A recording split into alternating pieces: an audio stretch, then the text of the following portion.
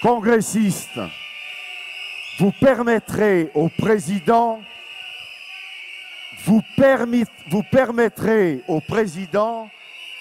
d'exprimer aux ministres les volontés qui sont exprimées tout au long de cette semaine. Chacun d'entre vous y a participé.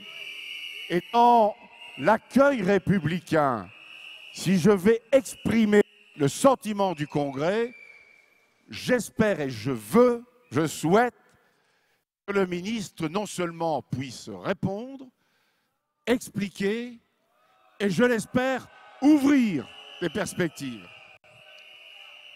Le mouvement HLM est en charge de missions au pluriel, de services publics, de services à la République.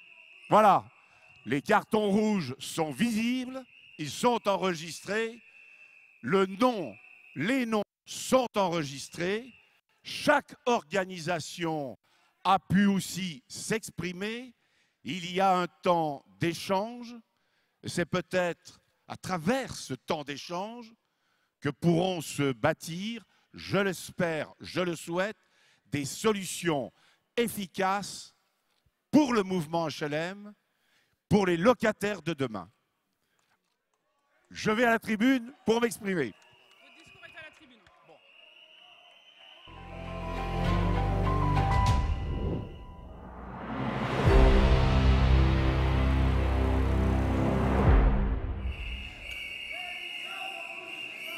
Alors, si le terme démission s'adresse à moi, je vous rassure, je n'ai pas l'intention de démissionner.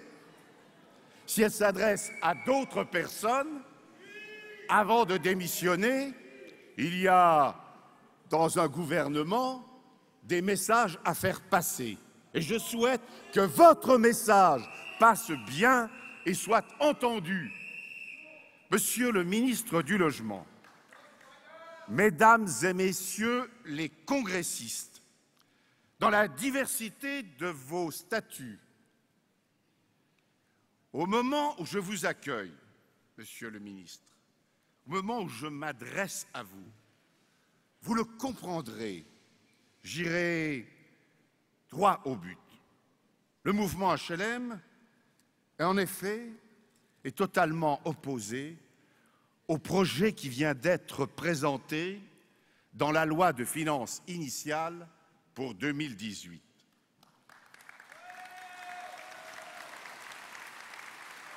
Ça valait quand même le coup que je ne démissionne pas tout de suite. Dans cette loi de finances, les aides personnelles au logement sont appelées non seulement à baisser, mais aussi, surtout, à réduire les moyens des organismes HLM de près de 2 milliards par an. C'est donc avec beaucoup de solennité et de responsabilité que je veux m'exprimer et que je souhaite que le ministre puisse répondre. Ce projet s'attaque à l'égalité entre les citoyens, entre les locataires HLM. Il s'attaque à la solidarité des territoires. Pour nous, il n'est pas juste.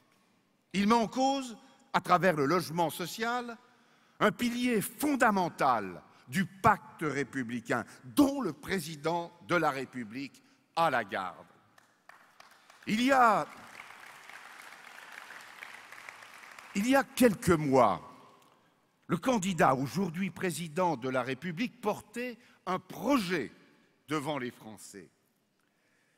Nous sommes un mouvement sérieux, nous avons écouté les représentants des candidats et nous avons étudié les propos. Et le candidat, nous l'avons entendu devant la table ronde organisée par Emmaüs. Il est venu à l'USH, un représentant et pas des moindres, pour nous parler du projet du candidat Emmanuel Macron. Or, rien de ce qui est fait aujourd'hui par le gouvernement n'a été annoncé dans la campagne et n'a été porté devant le suffrage universel.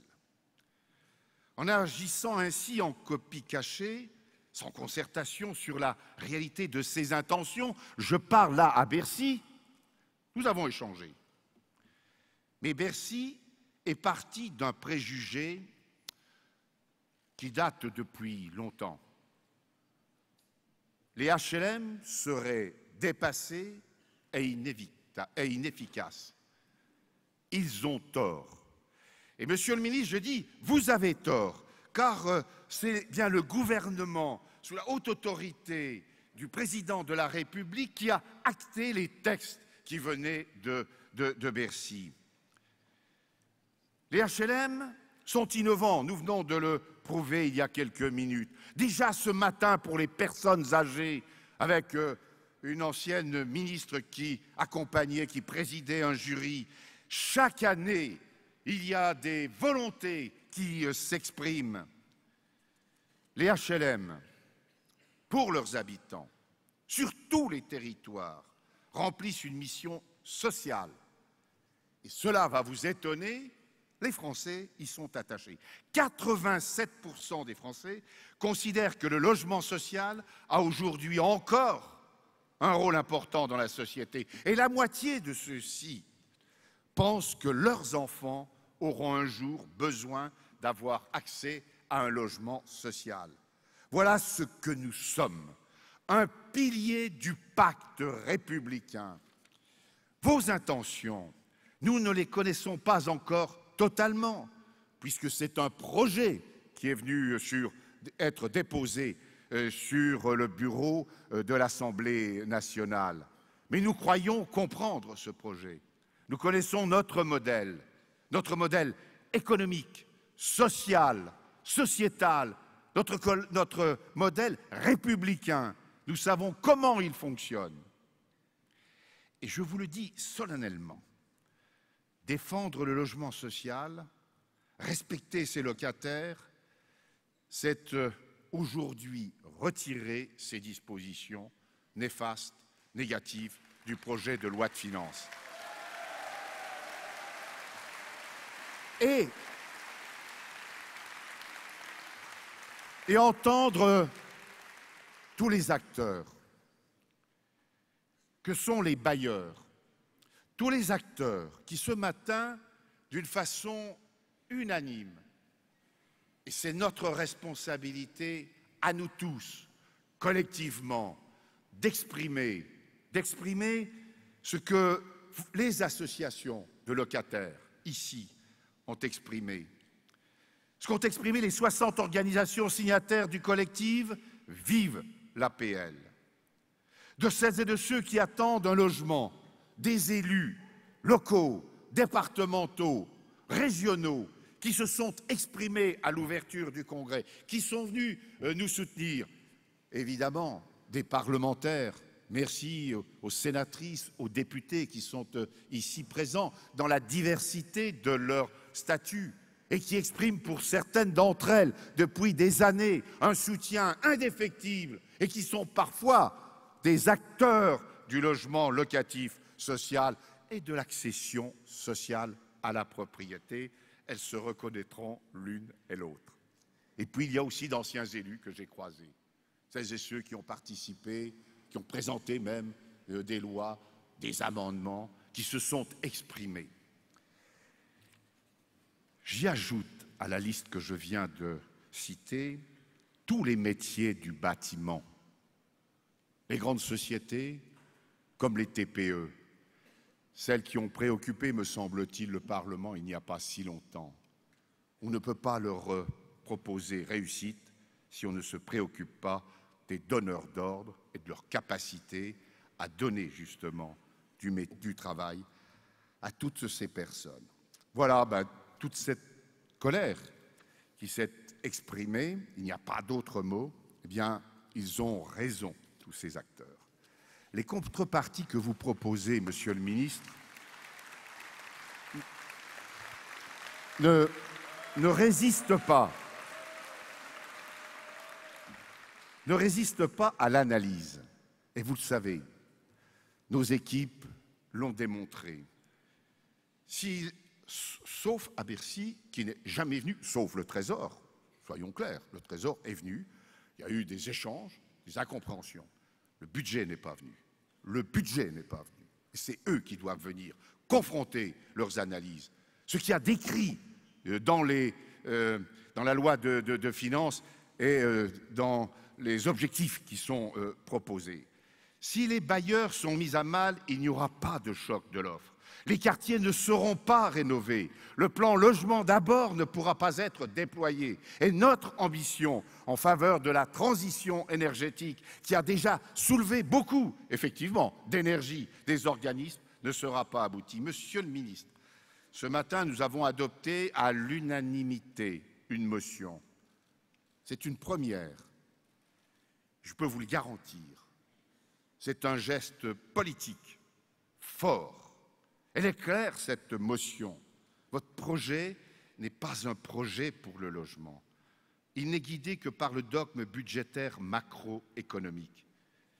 Il faut connaître les territoires, leur dynamique et les personnes. Ce matin, des témoignages se sont succédés à cette même tribune, dans cette salle. Ils ont dit une réalité que vous devez entendre. Et j'ai cru comprendre qu'on suivait ici ou là, en direct, ces tables rondes, ces expressions, dans la diversité des personnes, des statuts, des responsabilités, des militantismes. Ils sont tous là. Pour vous, pour Bercy, 3 millions d'euros, c'est quoi? L'épaisseur du trait. Un tout petit pourcentage après la virgule. Si peu de choses. Pour un organisme HLM moyen, 10 000 logements, c'est 3 millions de fonds propres en moins. Et avec l'effet levier, c'est plus de 21 millions d'euros d'investissement en moins pour construire, pour investir dans un territoire. Vous imaginez le nombre d'emplois perdus. Parlons de la rénovation. 3 millions d'euros, c'est près de 600 logements qui ne seront pas réhabilités dans un quartier, une ville moyenne, dans un bourg. Vous l'avez compris, nous sommes déterminés. Et soyons clairs, nous voulons vous convaincre à nouveau que le modèle HLM est un modèle de long terme. Ici, à Strasbourg, c'est un siècle de vie, un siècle de réussite. Alors poursuivons. Et c'est à travers ce modèle que nous devons nous appuyer, avec des ressources pérennes. Depuis l'élection du président de la République, nous avons fait des propositions. Ces propositions avaient une cohérence. Elles étaient au service de la politique du logement et de la politique de la ville, pour nos quartiers, en particulier pour la rénovation urbaine. Le gouvernement, hier, nous a donné un mauvais signe en leur préférant des choix budgétaires injustes. Monsieur le ministre, vous avez compris notre détermination, notre cohésion. Elle est indéfectible, elle demeure.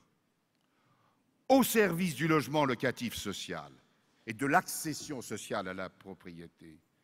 Et je conclurai en disant que vive et prospère la France.